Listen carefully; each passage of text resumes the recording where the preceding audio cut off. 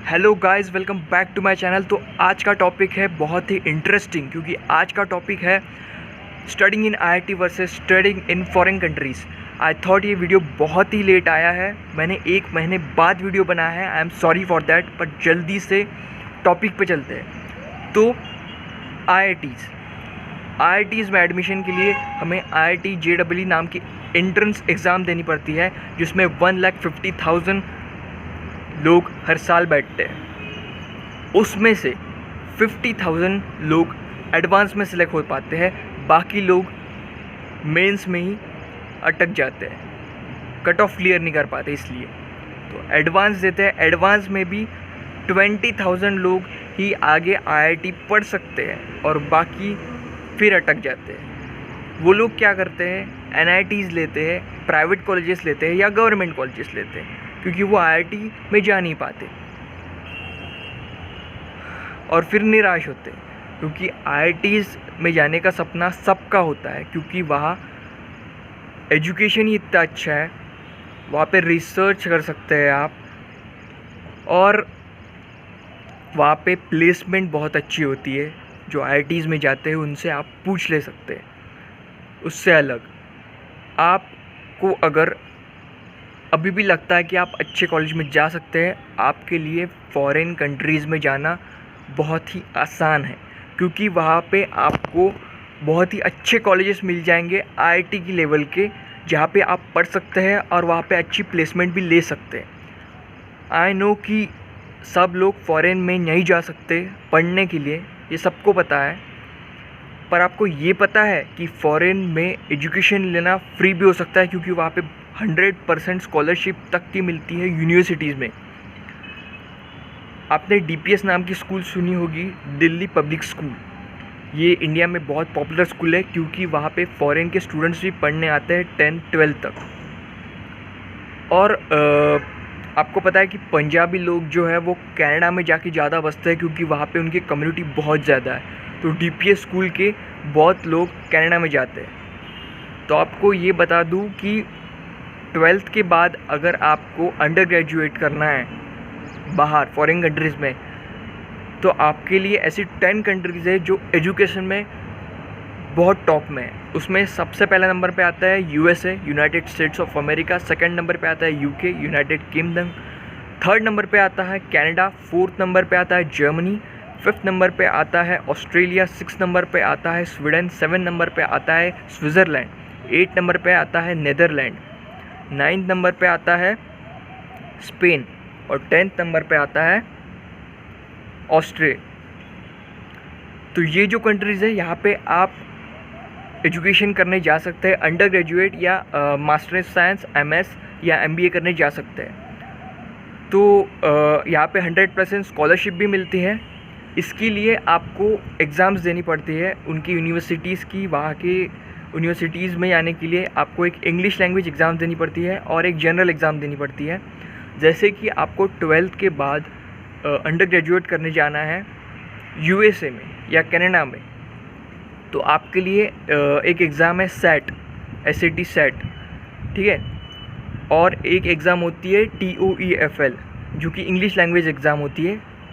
वो 80 से ज़्यादा कंट्रीज़ में आपको अप्लाई कर सकते हैं आप यूनिवर्सिटीज़ के लिए। तो और एक एग्रीगेट होता है कि वहाँ पे 60% के नीचे आपको वीज़ा नहीं मिलता। आपको अगर जाना है तो 60% के नीचे होगा तो आपको वीज़ा नहीं मिलेगा। तो आपको बता दूं कि SAT एग्ज़ाम होती है। SAT की जो टोटल होती है 2400 एक मार्क्स का पेपर होता है। उसमें आपको रीडिंग, लिसनिंग,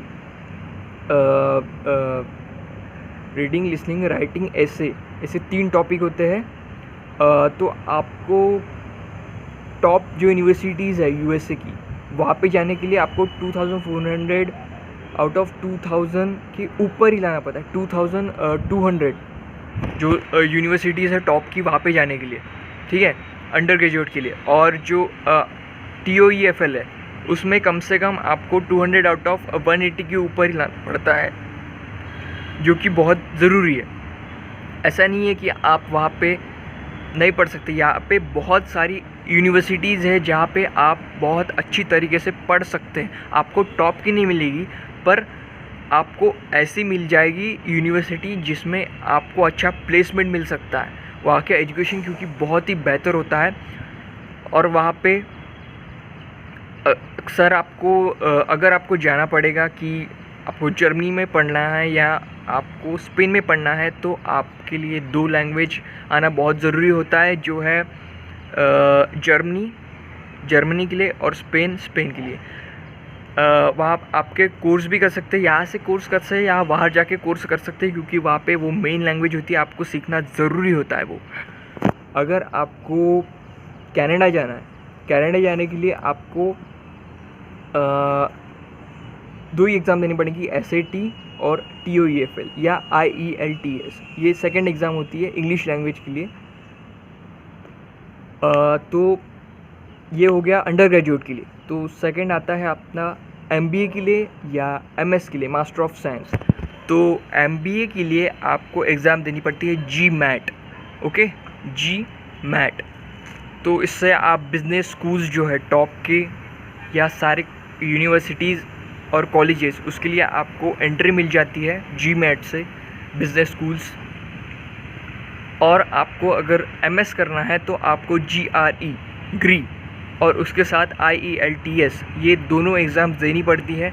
ग्री में आपको reading section, listening section, writing section और उसमें जो वर्ड्स होते हैं फॉरेन वर्ड्स, वो करने पड़ते हैं। इससे आपको ईज़ी होता है मार्क्स स्कोर करना, ठीक है। और ग्री में आपको मार्क्स चाहिए, उसमें 10 आउट ऑफ आपको 8 से 9 चाहिए। और IELTS में पॉइंटर वाइज होता है, क्योंकि वहाँ पे 10 होता है, तो आपको 6.5 बैंड्स, उसको बैंड्स बोलते हैं, 6, ये तो 6.5 बैंड्स के ऊपर आपको चाहिए, तभी आपको एडमिशन्स मिल पाएंगी वहाँ की कॉलेजेस में। तो ठीक है, तो आपको MS मास्टर ऑफ साइंस में बहुत सारे कोर्सेस हैं, आप वहाँ पे कर सकते हैं, जो यहाँ पे आपको MTech इंजीनियरिंग के बाद या BSc MSc वहाँ पे भी होता है, यहाँ पे भी होता है, पर आपको वहाँ पे ज़्यादा एक्सपोजर मिलता है, आप ये समझ सकते हैं।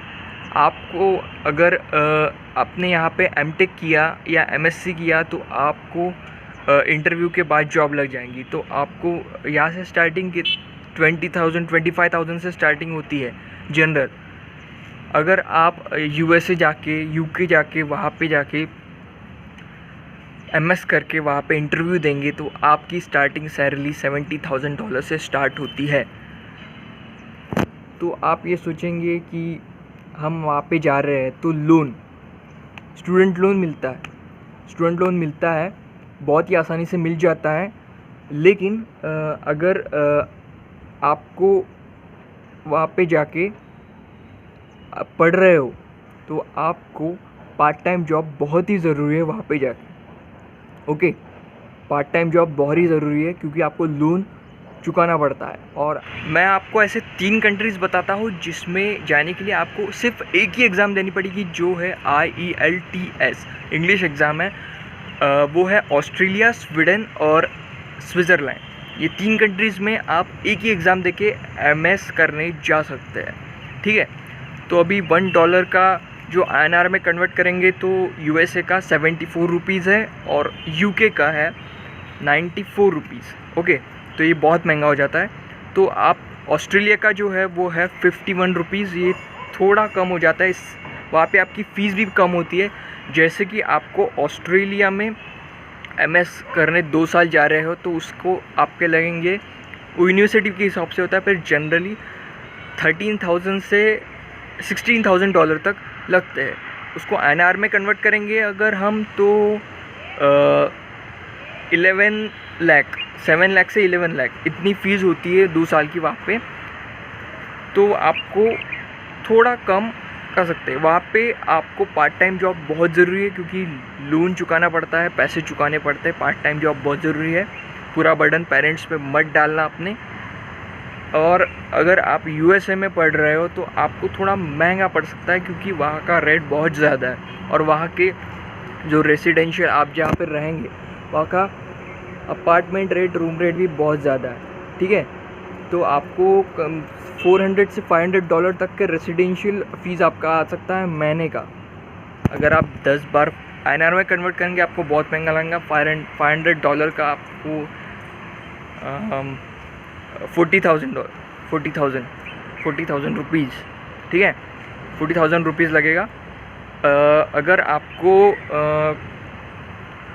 कनाडा में जाना है, कनाडा बहुत मतलब कॉमन है, वहाँ पे पंजाबी लोग बहुत ज़्यादा होते हैं, तो वहाँ पे आप पढ़ सकते हैं बहुत ही अच्छी तरह। वहाँ पर इन्वायरमेंट भी बहुत ज़्यादा अच्छा होता है, विंटर्स बहुत ज़्यादा होते हैं, वहाँ पे बर्फ़ पड़ती है। ठीक है, आज का टॉपिक यहाँ पे ख़त्म करता हूँ मैं, बहुत हो गया आज का। आपको बता दिया IIT वर्सेस अपना फॉरेन कंट्रीज़ वाला। तो वीडियो पूरा देखिए मेरा और सब्सक्राइब कीजिए मेरे चैनल को, ठीक है। ऐसी और वीडियो आती रहेंगी। ओके, हाँ, बस ख़त्म है।